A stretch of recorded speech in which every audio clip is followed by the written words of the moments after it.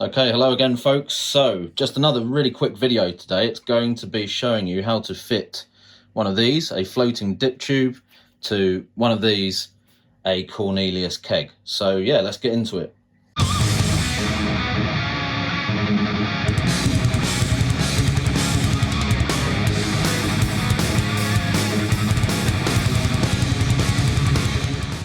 Okay, so first things first, you need to get yourself one of these floating dip tubes. The reason that I want to use this on the keg is so that it's going to be drawing beer from the top of the keg rather than the bottom, which means you'll get clearer beer generally faster.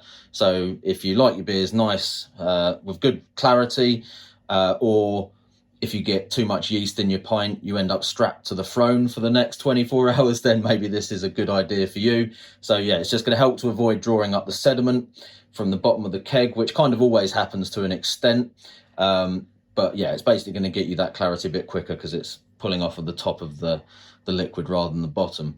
I'm using it in particular on this one because it is the keg that I am going to be connecting to my hand pull, and I find that when the hand pull kind of draws the liquid out of the keg, it's more liable to disturb the sediment and stuff at the bottom. So even once the beer is settled down, it can still cause you to get quite a lot of cloudiness and sediment coming through in the pint.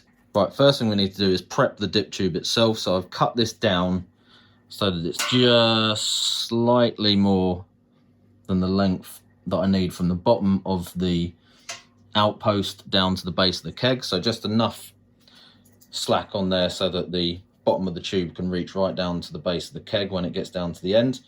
I've also added a nut on here. So this is the same as when you're using these for pressure fermenters and stuff. It's just to add a little bit of weight to the tube so that it keeps that below the surface of the water when it's being held up by the float. Sometimes if you don't do that, it can kind of get up to the top of the surface and basically draw gas or air through instead of liquid, which is a pain. So we'll do that. Next thing we need to do is remove the normal dip tube because we're going to swap that with a gas tube. Reason for that is we want the tube from the float going up to the top rather than all the way down to the bottom. It is possible to connect it to the bottom of the normal dip tube, but you'll find that you end up with the tubing getting all snagged up and it can't really drop all the way down to the bottom most of the time if you do that. So take this out. That's an 18mm socket, by the way, in order to get the disconnect posts off. And we're just going to swap that over with another gas dip tube, and then secure that back onto there.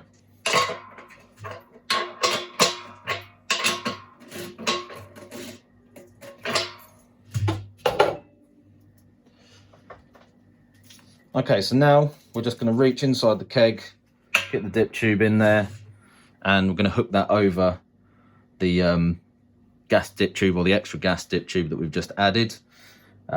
It should slide over there reasonably easily. If not, you might want to dip the end of the silicone tube into some hot water or just boiled water in order to soften it up a little bit, which will make it easier, but it should go on there fine. So there we have it. You may want to consider putting a Jubilee clip or something over the hose just to make sure that it doesn't drop off, but that feels pretty secure to me.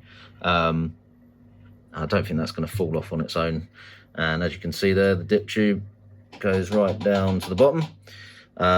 You may find that you end up with a little bit more left in the base because sometimes the dip tube isn't going to drop right down to the bottom. As you can see here with the, if it will focus, with the float ball on the base, it's just slightly higher up than obviously the normal dip tube, but we're only talking probably about half a pint or a pint at most at the bottom there. So yeah, nice simple modification for a keg if you want to add a floating dip tube. And you could do that with any keg if you want to, but like I said, I'm doing it with this one specifically because it's connected to the hand pull, and that seems to draw more of the sediment out of the base than when it's running off of normal taps and gas like these ones. So yeah, hope that was helpful to some of you. Let me know if you've got any other tips about using these in the comments. Cheers. I'm the dude. So that's what you call me, you know? That or his dudeness or duder or, you know, El Duderino if you're not into the whole brevity thing.